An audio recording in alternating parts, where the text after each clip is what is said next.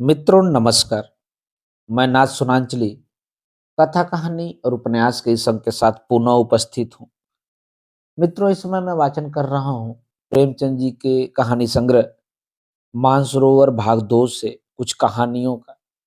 इस कड़ी में आज लीजिए सुनिए मानसरोवर भाग 2 से एक और कहानी, नया विवाह का वाचन मेरे अर्थात नाथ सोनांचली के स्वर में। हमारी देह पुरानी है, लेकिन इसमें सदैव नया रक्त दौड़ता रहता है। नए रक्त के प्रवाह पर ही हमारे जीवन का आधार है। पृथ्वी की इस चिरंतन व्यवस्था में यह नयापन उसके एक एक अणु में, एक एक कण में तार में बसे हुए स्वरों की भांति गूंजता रहता है। और यह 100 साल की बुढ़िया आज भी नवेली दुल्हन बनी हुई है। जब से लाला डंगामल ने नया विवाह किया है, उनका जीवन नए सिरे से जाग उठा है।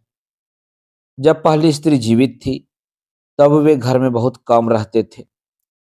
प्रातःकाल से 10-11 बजे तक तो पूजा पाठ ही किया करते थे, फिर भोजन करके दुकान चले जाते। वहां से 1 बजे लौटते और थके मादे सो जाते। यदि लीला कभी कहती जरा और सवेरे आ जाओ, तो बिगड़ जाते और कहते, तुम्हारे लिए क्या दुकान छोड़ दूं या रोजगार बंद कर दूं? यह वह जमाना नहीं है कि एक लोटा जल चढ़ाकर लक्ष्मी प्रसन्न कर ली जाए। आज उनकी चौखट पर माथा रगड़ना पड़ता है, तब भी उनका मुंह सीधा नहीं होता। लीला बेचारी चुप हो जाती। अभी 6 महीने की बात है। लीला को ज्वर चढ़ा हुआ था। लाला जी दुकान जाने लगे, तब उसने डरते डरते कहा था, देखो मेरा जी अच्छा नहीं है, जरा सवेरे आ जाना। डंगामल ने पगड़ी उतारकर खूंटी पर लटका दी और बोले, अगर मेरे बैठे रहने से तुम्हारा जी अच्छा हो जाए, तो मैं दुकान पर न जाऊंगा।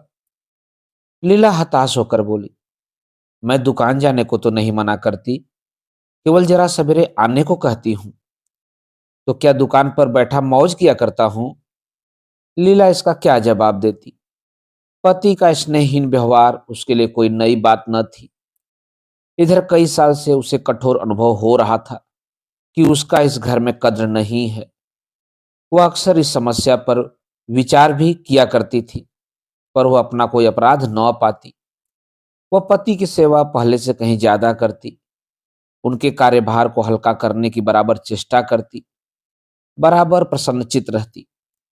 कभी उनकी आज्ञा के विरुद्ध कोई काम न करती।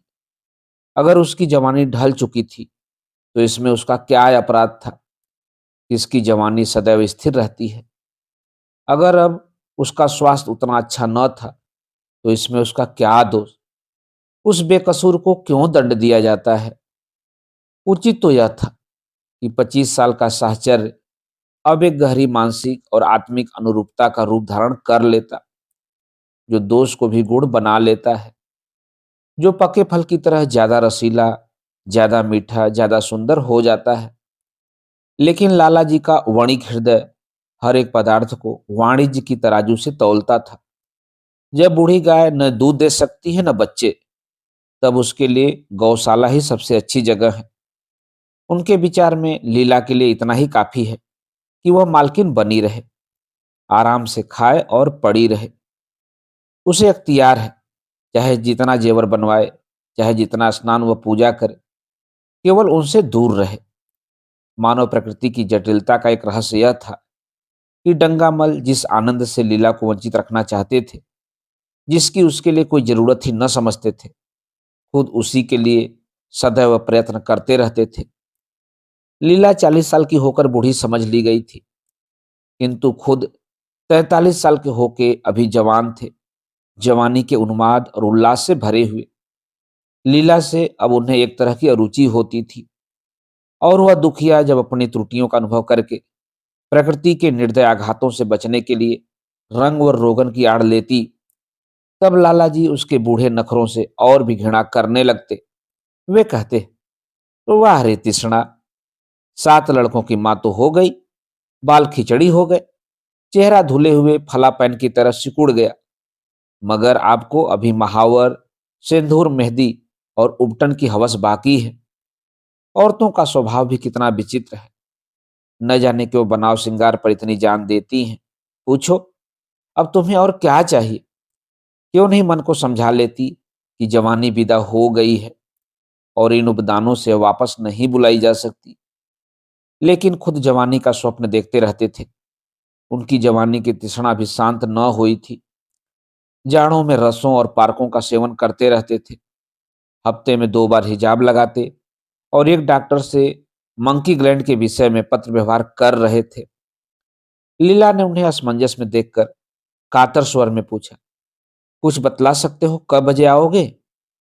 लाला जी ने शांत भाव से पूछा, तुम्हारा जी आज कैसा है? लीला क्या जवाब दे?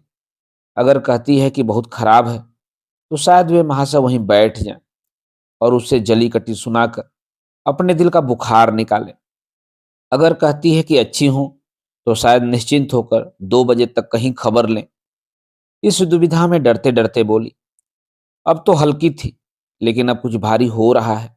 तुम जाओ, दुकान पर लोग तुम्हारी राह देखते होंगे। हाँ, ईश्वर के लिए 1 2 न बजा देना। लड़के सो जाते हैं। मुझे जरा भी अच्छा नहीं लगता, जी घबराता है। सेठ जी ने अपने स्वर में स्नेह की चाशनी देकर कहा, 12 बजे तक आ जाऊंगा जरूर। लीला का मुख धूमिल हो गया। उसने कहा, 10 बजे तक नहीं आ सकते? 11:30 बजे से पहले किसी तरह भी नहीं। नहीं, 10:30। अच्छा, 11 बजे। लाला जी वादा करके चले गए। लेकिन 10 बजे रात को एक मित्र ने मुजरा सुनने के लिए बुला भेजा। इस निमंत्रण को कैसे इनकार कर देते? जब एक आदमी आपको खातिर से बुलाता है तब यह कहीं की भलमनसाहत है कि आप उसका निमंत्रण अस्वीकार कर दें। लाला जी मुजरा सुनने चले गए। 2 बजे लौटे। चुपके से आकर नौकर को जगाया और अपने कमरे में आकर लेट रहे। लीला उनकी राह देखती, प्रतिक्षण विकल वेदना का अनुभव करती हुई न जाने कब सो गई थी। अंत में इस बीमारी ने अभाग्नि लीला की जान ही लेकर छोड़ी। लाला जी को उसके मरने का बड़ा दुख हुआ। मित्रों ने संवेदना के तार भेजे। एक दैनिक पत्र ने शोक प्रकट करते हुए लीला के मानसिक और धार्मिक सद्गुणों का खूब बढ़ाकर वर्णन किया। लाला जी ने इन सभी मित्रों का हार्दिक धन्यवाद दिया और लीला के नाम से बालिका विद्यालय में 5 वजीफे प्रदान किए तथा मृतक भोज तो जितने समारोह से किया गया वह नगर के इतिहास में बहुत दिनों तक याद रहेगा। लेकिन 1 महीना भी न गुजरने पाया था कि लाला जी के मित्रों ने चारा डालना शुरू कर दिया और उसका यह असर हुआ कि 6 महीने की विधुरता के तय के बाद उन्होंने दूसरा विवाह कर लिया। आखिर बेचारे क्या करते? जीवन में एक सहचरी की आवश्यकता तो थी ही और इस उम्र में तो एक तरह से वह अनिवार्य हो गई थी।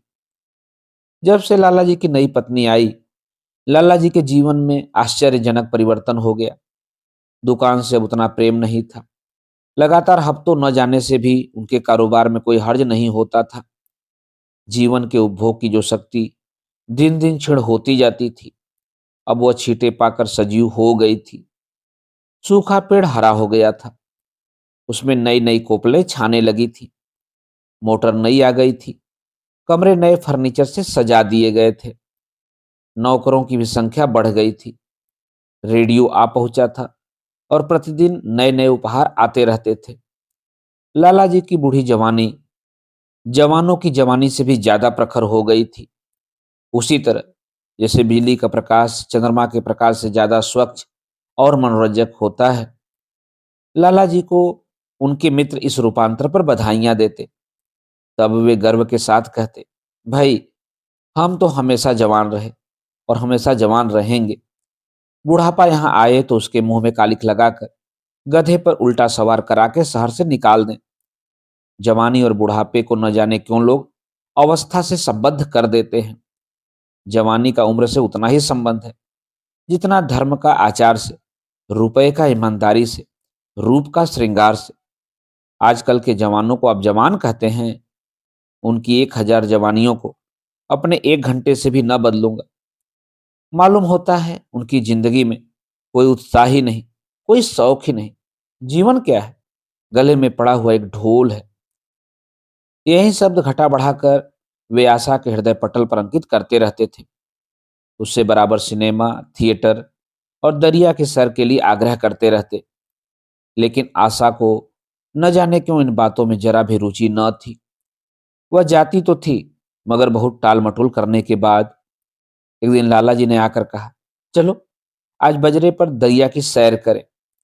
वर्षा के दिन थे, दरिया चढ़ा हुआ था। मेघमालाएं अंतर्राष्ट्रीय सेनाओं की भांति रंग बिरंगी वर्दियां पहने आकाश में कायावत कर रही थी। सड़क पर लोग मल्हार और बारहमासा गाते चलते थे। बागों में झूले पड़ गए थे। आशा ने बेदिली से कहा, मेरा जी तो नहीं चाहता। लाला जी ने मृदु प्रेरणा के साथ कहा, तुम्हारा मन कैसा है जो आमोद प्रमोद की ओर आकर्षित नहीं होता? चलो जरा दरिया की सैर देखें। सच कहता हूं, बजरे पर बड़ी बहार रहेगी। आप जाइए, मुझे और कई काम करने हैं। काम करने के लिए आदमी है। तुम क्यों काम करोगी? महाराज अच्छे सालन नहीं पकाता। आप खाने बैठो तो यूं ही उठ जाएंगे। आशा अपने अवकाश का बड़ा भाग लाला जी के लिए तरह तरह का भोजन पकाने में ही लगाती थी। उसने किसी से सुन रखा था कि एक विशेष अवस्था के बाद पुरुष के जीवन का सबसे बड़ा सुख रसना का स्वाद ही रह जाता है। लाला जी की आत्मा खिल उठी। उन्होंने सोचा कि आशा को उनसे कितना प्रेम है कि वह दरिया की सैर को उनकी सेवा के लिए छोड़ रही है। एक लीला थी कि मान न मान चलने को तैयार रहती थी। पीछा छुड़ाना पड़ता था। खामख्वाह सिर पर सवार हो जाती थी और सारा मजा किरकिरा कर देती थी। स्नेह भरे उलाहने से बोले, तुम्हारा मन भी विचित्र है। अगर एक दिन सालन फीका हो रहा तो ऐसा क्या तूफान आ जाएगा? तुम तो मुझे बिल्कुल निकम्मा बनाए देती हो। अगर तुम न चलोगी तो मैं भी न जाऊंगा। आशा ने जैसे गले से फंदा छुड़ाते हुए कहा, आप भी तो मुझे इधर उधर घुमा घुमा कर मेरा मिजाज बिगाड़ देते हैं। यह आदत पड़ जाएगी तो घर का धंधा कौन करेगा? मुझे घर के धंधे की रत्ती भर भी परवाह नहीं, बाल के नोक बराबर भी नहीं। मैं चाहता हूं कि तुम्हारा मिजाज बिगड़े और तुम इस गृहस्थी की चक्की से दूर रहो। और तुम मुझे बार बार आप क्यों कहती हो? मैं चाहता हूं तुम मुझे तुम कहो, गालियां दो, धौंस जमाओ। तुम तो मुझे आप कहकर जैसे देवता के सिंहासन पर बैठा देती हो। मैं अपने घर में देवता नहीं, चंचल बालक बनकर रहना चाहता हूं। आशा ने मुस्कुराने की चेष्टा करके कहा, भला मैं आपको तुम कहूंगी? तुम बराबर वाले को कहा जाता है कि बड़ों को? मुनीब ने 1 लाख के घाटे की खबर सुनाई होती तो भी शायद लाला जी को इतना दुख न होता जितना आशा के इन कठोर शब्दों से हुआ। उनका सारा उत्साह, सारा उल्लास जैसे ठंडा पड़ गया। सिर पर बाकी रखी हुई फूलदार टोपी, गले में पड़ी हुई जोगिए रंग की बुनी हुई रेशमी चादर, वह तंजेब का बेलदार कुर्ता जिसमें सोने के बटन लगे हुए थे, यह सारा ठाठ जैसे उन्हें हास्यजनक जान पड़ने लगा। जैसे वह सारा नशा किसी मंत्र से उतर गया हो। निराश होकर बोले, तो तुम्हें चलना है या नहीं? मेरा जी नहीं चाहता तो मैं भी न जाऊं। मैं आपको कब मना करती हूं? आप कहा। आशा ने जैसे भीतर से जोर लगाकर कहा, तुम। और उसका मुखमंडल लज्जा से आरक्त हो गया। हाँ, इसी तरह तुम कहा करो। तुम नहीं चल रही हो। अगर मैं कहूं तुम्हें चलना पड़ेगा तो? तब चलूंगी। आपकी आज्ञा मानना मेरा धर्म है। लाला जी आज्ञा न दे सके। आज्ञा और धर्म जैसे शब्द उनके कानों में चुभने से लगे। खिसियाए हुए बाहर को चल पड़े। उस वक्त आशा को उन पर दया आ गई। बोली, तो कब तक लौटोगे? मैं नहीं जा रहा हूं। अच्छा, तो मैं भी चलती हूं। जैसे कोई जिद्दी लड़का रोने के बाद अपनी इच्छित वस्तु पाकर उसे पैरों से ठुकरा देता है, उसी तरह लाला जी ने मुंह बनाकर कहा, तुम्हारा जी नहीं चाहता तो न चलो। मैं आग्रह नहीं करता। आप नहीं, तुम बुरा मान जाओगे। आशा गई, लेकिन उमंग से नहीं। जिस मामूली वेश में थी उसी तरह चल खड़ी हुई थी। न कोई सजली साड़ी, न जड़ाऊ गहने, न कोई श्रृंगार, जैसे कोई विधवा हो। ऐसी ही बातों पर लाला जी मन में झुठला उठते थे। ब्याह किया था जीवन का आनंद उठाने के लिए, झिलमिलाते हुए दीपक में तेल डालकर उसे और चटक करने के लिए। अगर दीपक का प्रकाश तेज न हुआ तो तेल डालने से क्या लाभ? न जाने इसका मन क्यों इतना शुष्क और नीरस है, जैसे कोई ऊसर का पेड़ हो। कितना ही पानी डालो, उसमें हरी पत्तियों के दर्शन न होंगे। जड़ाऊ गहनों से भरी पिटारियां खुली हुई हैं। कहां कहां से मंगवाए, दिल्ली से, कलकत्ते से, फ्रांस से। कैसी कैसी बहुमूल्य साड़ियां रखी हुई हैं, एक नहीं सैकड़ों, पर केवल संदूक में कीड़ों का भोजन बनने के लिए। दरिद्र घर की लड़कियों में यही ऐब होता है, उनकी दृष्टि सदैव संकीर्ण रहती है। न खा सके, न पहन सके, न दे सके। उन्हें तो खजाना भी मिल जाए तो यही सोचती रहेंगी कि इसे खर्च कैसे करें। दरिया की सैर तो हुई, पर विशेष आनंद न आया। कई महीनों तक आशा की मनोवृत्तियों को जगाने का असफल प्रयत्न करके लाला जी ने समझ लिया कि इसकी पैदाइशी ही मुहर्रमी है, लेकिन फिर भी निराश न हुए। ऐसे व्यापार में एक बड़ी रकम लगाने के बाद वे उसमें अधिक से अधिक लाभ उठाने की वाणिज्य प्रवृत्ति को कैसे त्याग देते। विनोद की नई नई योजनाएं पैदा की जाती। ग्रामोफोन अगर बिगड़ गया है, गाता नहीं है या साफ आवाज नहीं निकलती, तो उसकी मरम्मत करानी पड़ेगी। उसे उठाकर रख देना तो मूर्खता है। इधर बूढ़ा महाराज एकाएक बीमार होकर घर चला गया था और उसकी जगह उसका 17-18 साल का जवान लड़का आ गया था। कुछ अजीब गंवार था, बिल्कुल झगड़ उज्जड़, कोई बात ही न समझता था। जितने फुलके बनाता उतनी तरह के। हाँ, एक बात समान होती, सब बीच में मोटे होते, किनारे पतले। दाल कभी तो इतनी पतली जैसे चाय, कभी इतनी गाढ़ी जैसे दही। नमक कभी इतना कम कि बिल्कुल फीका, कभी इतना तेज कि नींबू का साखीन। आशा मुंह हाथ धोकर चौके में पहुंच जाती और इस ढपोर संग को भोजन पकाना सिखाती। एक दिन उसने कहा, तुम कितने नालायक आदमी हो जुगनू। आखिर इतनी उम्र तक तुम घास खोदते रहे या झाड़ झोंकते रहे कि फुलके तक नहीं बना सकते। जुगल आंखों में आंसू भरकर कहता, बहू जी, अभी मेरी उम्र ही क्या है, 17वीं ही तो पूरा हुआ है। आशा को उसकी बात पर हंसी आ गई। उसने कहा, तो रोटियां पकाना क्या 10-5 साल में आता है? आप 1 महीना सिखा दें बहू जी, फिर देखिए मैं आपको कैसे फुलके खिलाता हूं कि जी खुश हो जाए। जिस दिन मुझे फुलके बनाने आ जाएंगे, मैं आपसे कोई इनाम लूंगा। सालन तो अब मैं कुछ कुछ बनाने लगा हूं। क्यों? आशा ने हौसला बढ़ाने वाली मुस्कुराहट के साथ कहा, सालन नहीं, तुम्हें ओ बनाना आता है। अभी कल ही नमक इतना तेज था कि खाया न गया, मसाले में कचांद आ रही थी। मैं जब सालन बना रहा था तब आप यहाँ कब थी? अच्छा, तो मैं जब यहाँ बैठी रहूं तब तुम्हारा सालन बढ़िया पकेगा। आप बैठी रहती हैं तो मेरी अक्ल ठिकाने रहती है। आशा को जुगल की इन भोली बातों पर खूब हंसी आ रही थी। हंसी को रोकना चाहती थी, पर वह इस तरह निकल पड़ती थी जैसे भरी बोतल उड़ेल दी गई हो। और मैं नहीं रहती तब? तब तो आपके कमरे के द्वार पर जा बैठता हूं, वहां बैठकर अपनी तकदीर को रोता हूं। आशा ने हंसी को रोककर पूछा, क्यों रोते हो? यह न पूछिए बहू जी, आप इन बातों को न समझेंगी। आशा ने उसके मुंह की ओर प्रश्न की आंखों से देखा। उसका आशय कुछ तो समझ गई, पर न समझने का बहाना किया। तुम्हारे दादा आ जाएंगे, तब तुम चले जाओगे? और क्या करूंगा बहू जी, यहाँ कोई काम दिलवा दीजिए तो पड़ा रहूंगा। मुझे मोटर चलाना सिखवा दीजिए, आपको खूब सैर कराया करूंगा। नहीं नहीं बहू जी, आप हट जाइए, मैं पतली उतार लूंगा। ऐसी अच्छी साड़ी है आपकी, कहीं कोई दाग पड़ जाए तो क्या हो। आशा पतीली उतार रही थी। जुगल ने उसके हाथ से सड़सी ले लेनी चाहिए।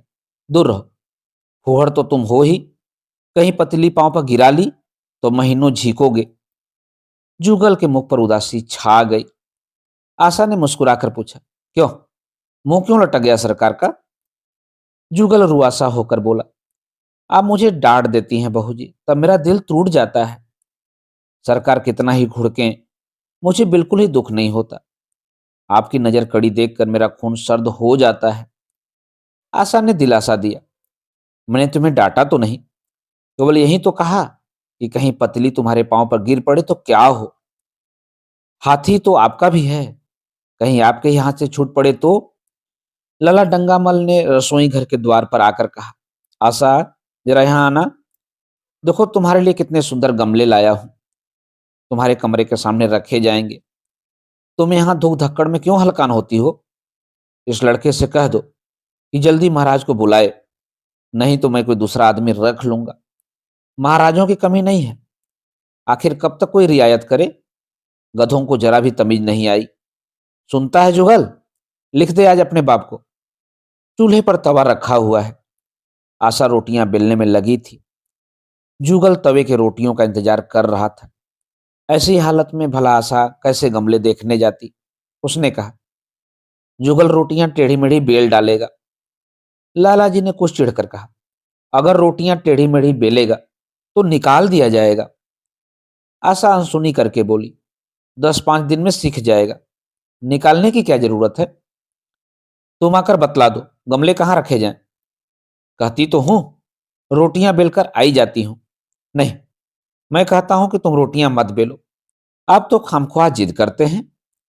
लाला जी सन्नाटे में आ गए। आशा ने कभी इतनी रुखाई से उन्हें जवाब न दिया था, और यह केवल रुखाई न थी, इसमें कटुता भी थी। लज्जित होकर चले गए। उन्हें ऐसा क्रोध आ रहा था कि इन गमलों को तोड़कर फेंक दें और सारे पौधों को चूल्हे में डाल दें। जुगल ने सहमे हुए स्वर में कहा, अब चली जाएं बहू जी, सरकार बिगड़ जाएंगे। बको मत, जल्दी जल्दी फुलके सेको, नहीं तो निकाल दिए जाओगे। और आज मुझसे रुपए लेकर अपने लिए कपड़े बनवा लो। भिखमंगों की सी सूरत बनाए घूमते हो। और बाल क्यों इतना बड़ा रखे हो? तुम्हें नाई भी नहीं जुड़ता? जुगल ने दूर की बात सोची, बोला, कपड़े बनवा लूं तो दादा को हिसाब क्या दूंगा? अरे पागल, मैं हिसाब में नहीं देने को कहती, मुझसे ले जाना। जुगल काहिलपन की हंसी हंसा। आप बनवाएंगी? आप बनवाएंगी तो अच्छे कपड़े लूंगा। खद्दर के मलमल का कुर्ता, खद्दर की धोती, रेशमी चादर, अच्छा सा चप्पल।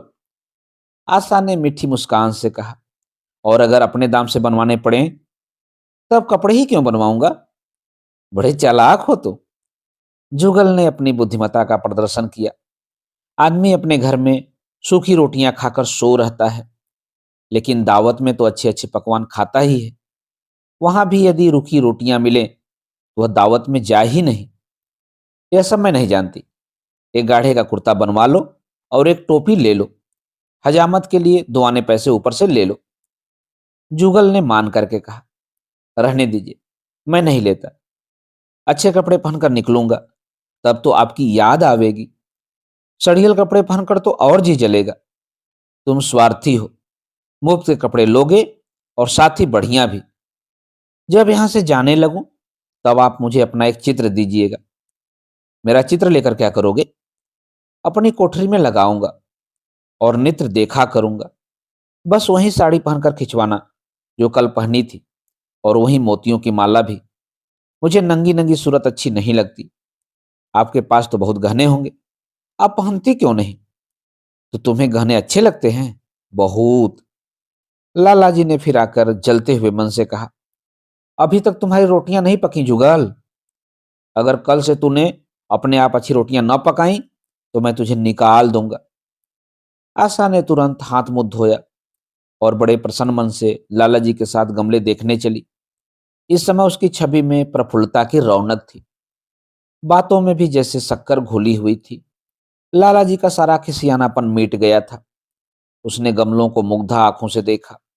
उसने कहा, मैं इनमें से कोई गमला न जाने दूंगी, सब मेरे कमरे के सामने रखवाना। सब। कितने सुंदर पौधे हैं, वाह! इनके हिंदी नाम भी मुझे बतला देना। लाला जी ने छेड़ा, सब गमले क्या करोगी? 10-5 पसंद कर लो, शेष में बाहर रखवा दूंगा। जी नहीं, मैं एक भी न छोड़ूंगी, सब यहीं रखे जाएंगे। बड़ी लालचीन हो तुम।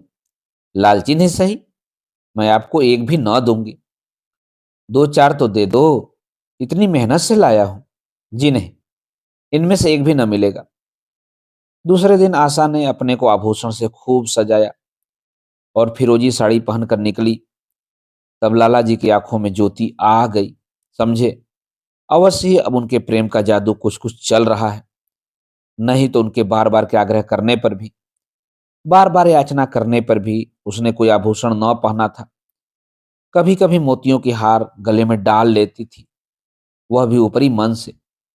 आज वह आभूषणों से अलंकृत होकर फूली नहीं समाती, इतराई जाती है, मानो कहती हो, देखो मैं कितनी सुंदर हूं। पहले जो बंद कली थी, आज वह खिल गई थी। लाला जी पर घड़ों नशा चढ़ा हुआ था। वे चाहते थे उनके मित्र और बंधु वर्ग आकर इस सोने की रानी के दर्शनों से अपनी आंखों को ठंडी करें, देखें कि वह कितने सुखी, संतुष्ट और प्रसन्न हैं। जिन विद्रोहियों ने विवाह के समय तरह तरह की शंकाएं की थी, वे आंखें खुलकर देखें कि डंगामल कितना सुखी है। विश्वास, अनुराग और अनुभव ने चमत्कार किया है। उन्होंने प्रस्ताव किया, चलो कहीं घूम आए, बड़ी मजेदार हवा चल रही है। आशा इस वक्त कैसे जा सकती थी, अभी उसे रसोई में जाना था। वहां से कहीं 12-1 बजे फुर्सत मिलेगी, फिर घर के दूसरे धंधे सिर पर सवार हो जाएंगे। सैर सपाटे के पीछे क्या घर बार चौपट कर दे। सेठ जी ने उसका हाथ पकड़ लिया और कहा, नहीं, आज मैं तुम्हें रसोई में न जाने दूंगा। महाराज के किए कुछ न होगा तो आज उसकी सामत भी आ जाएगी। आशा के मुख पर से वह प्रफुल्लता जाती रही, मन भी उदास हो गया। एक सोफा पर लेटकर बोली, आज न जाने क्यों कलेजे में मीठा मीठा दर्द हो रहा है। ऐसा दर्द कभी नहीं होता था। सेठ जी घबरा उठे, यह दर्द कब से हो रहा है? हो तो रहा है रात से ही, लेकिन अभी कुछ कम हो गया था, अब फिर होने लगा। रह रह कर जैसे चुभन हो जाती है। सेठ जी एक बात सोचकर दिल ही दिल में फूल उठे, अब वे गोलियां रंग ला रही हैं। राजवैद्य ने भी कहा था कि जरा सोच समझ कर इनका सेवन कीजिएगा, क्यों न हो, खानदानी वैद्य हैं। इनके बाप बनारस के महाराज के चिकित्सक थे, पुराने और परीक्षित नुस्खे हैं इनके पास। उन्होंने कहा, तो रात से यह दर्द हो रहा है? तुमने मुझसे कहा नहीं? नहीं तो वैद्य जी से कोई दवा मंगवाता। मैंने समझा था आप ही आप अच्छा हो जाएगा, मगर अब बढ़ रहा है। दर्द कहाँ हो रहा है, जरा देखो, कुछ सूजन तो नहीं है? सेठ जी ने आशा के आंचल की तरफ हाथ बढ़ाया। आशा ने शर्मा कर सिर झुका लिया। उसने कहा, यह तुम्हारी शरारत मुझे अच्छी नहीं लगती। मैं अपनी जान से मरती हूं, तुम्हें हंसी सूझती है? जाकर कोई दवा ला दो। सेठ जी अपने पुरुषत्व का यह डिप्लोमा पाकर उससे कहीं ज्यादा प्रसन्न हुए जितना राय बहादुरी पाकर होते। इस विजय का डंका पीटे बिना उन्हें चैन कैसे आ सकता था? जो लोग उनके विवाह के विषय में द्वेष में टिप्पणियां कर रहे थे, उन्हें नीचा दिखाने का कितना अच्छा अवसर हाथ आया है, और इतनी जल्दी। पहले पंडित भोलानाथ के पास गए और भाग्य ठोक कर बोले, भाई मैं तो बड़ी विपत्ति में फंस गया। कल से उनके कलेजे में दर्द हो रहा है, कुछ बुद्धि काम नहीं करती। कहती है ऐसा दर्द पहले कभी नहीं हुआ था। भोलानाथ ने कुछ बहुत हमदर्दी न दिखाई। सेठ जी यहां से उठकर अपने दूसरे मित्र लाला फागमल के पास पहुंचे और उनसे भी लगभग इन्हीं शब्दों में यह शोक संवाद कहा। फागमल बड़ा सोहदा था, मुस्कुराकर बोला, मुझे तो आपकी शरारत मालूम होती है। सेठ जी की बाछें खिल गईं। उन्होंने कहा, मैं तो अपना दुख सुना रहा हूं और तुम्हें दिल्लगी सूझती है। जरा भी आदमी तुम में नहीं है। मैं दिल्लगी नहीं कर रहा हूं, इसमें दिल्लगी की क्या बात है? वे हैं कमसीन कुमलांगी, आप ठहरे पुराने लठैत, दंगल के पहलवान। बस अगर यह बात न निकले तो मूछें मुड़ा लूं। सेठ की आंखें जगमगा उठी, मन में यौवन की भावना प्रबल हो उठी और उसके साथ ही मुख पर भी यौवन की झलक आ गई। छाती जैसे कुछ फैल गई। चलते समय उनके पग कुछ अधिक मजबूती से जमीन पर पड़ने लगे और सिर की टोपी भी न जाने कैसे बाकी हो गई। आकृति से बाकपन की शान बरसने लगी। जुगल ने आशा को सिर से पांव तक जगमगाते देखकर कहा, बस बहू जी, आप इसी तरह पहने ओढ़े रहा करें, आज मैं आपको चूल्हे के पास न आने दूंगा। आशा ने नयन बाण चलाकर कहा, क्यों, आज यह नया हुक्म क्यों? पहले तो तुमने कभी मना नहीं किया। आज की बात दूसरी है, जरा सुनो क्या बात है। मैं डरता हूं आप कहीं नाराज न हो जाएं। नहीं नहीं, कहो, मैं नाराज न होऊंगी। आज आप बहुत सुंदर लग रही हैं। लाला डंगामल ने असंख्य बार आशा के रूप और यौवन की प्रशंसा की थी, मगर उनकी प्रशंसा में उसे बनावट की गंध आती थी। वह शब्द उनके मुख से निकलकर कुछ ऐसे लगते थे जैसे कोई पंगु दौड़ने की चेष्टा कर रहा हो। जुगल के इन सीधे शब्दों में एक उन्माद था, नशा था, एक चोट थी। आशा की सारी देह प्रकंपित हो गई। तो मुझे नजर लगा दोगे जुगल? इस तरह क्यों घूरते हो? जब यहां से चला जाऊंगा तब आपकी बहुत याद आएगी। रसोई पकाकर तुम सारे दिन क्या किया करते हो? दिखाई नहीं देते? सरकार रहते हैं इसीलिए नहीं आता। फिर अब तो मुझे जवाब मिल रहा है। देखिए भगवान कहाँ ले जाते हैं। आशा की मुख मुद्रा कठोर हो गई। उसने कहा, कौन तुम्हें जवाब देता है? सरकार ही तो कहते हैं।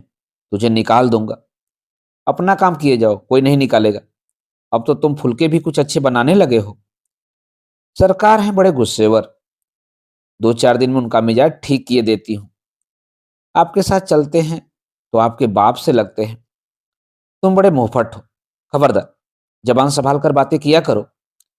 किंतु अप्रसन्नता का यह जिना आवरण उसके मनोरहस्य को न छिपा सका। वह प्रकाश की भांति उसके अंदर से निकल पड़ता था। जुगल ने फिर उसी निर्भीकता से कहा, मेरा कोई मुंह बंद कर ले। यहाँ यूं सभी कहते हैं। मेरा ब्याह कोई 50 साल की बुढ़िया से कर दे तो मैं घर छोड़कर भाग जाऊं, या तो खुद जहर खा लूं या उसे जहर देकर मार डालूं।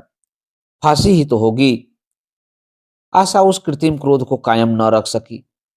जुगल ने उसकी हृदय वीणा के तारों पर मिजराब की ऐसी चोट मारी थी कि उसके बहुत जब्त करने पर भी मन की व्यथा बाहर निकल आई। उसने कहा, भाग्य भी तो कोई वस्तु है। ऐसा भाग्य भाड़ में जाए। तुम्हारा ब्याह किसी बुढ़िया से ही करूंगी, देख लेना। तो मैं भी जहर खा लूंगा, देख लीजिएगा। क्यों? बुढ़िया तुम्हें जवान स्त्री से ज्यादा प्यार करेगी, ज्यादा सेवा करेगी, तुम्हें सीधे रास्ते पर रखेगी। यह सब माँ का काम है। बीबी जिस काम के लिए है उसी काम के लिए है। आखिर बीबी किस काम के लिए है? मोटर की आवाज आई। न जाने कैसे आशा के सिर का आंचल खिसक कर कंधों पर आ गया था। उसने जल्दी से आंचल खींचकर सिर पर कर लिया और एक कहती हुई अपने कमरे की ओर लपकी कि लाला भोजन करके चले जाएं, तब आना। मित्रों, अभी आप सुन रहे थे प्रेमचंद जी के कहानी संग्रह मानसरोवर भाग 2 से कहानी नया विवाह का वाचन, मेरे अर्थात नासुनांचली के स्वर में। मित्रों, और भी किस्से कहानी और उपन्यास सुनने के लिए आप मेरे साथ कथा कहानी और उपन्यास के साथ जुड़े रहें। धन्यवाद। नमस्कार।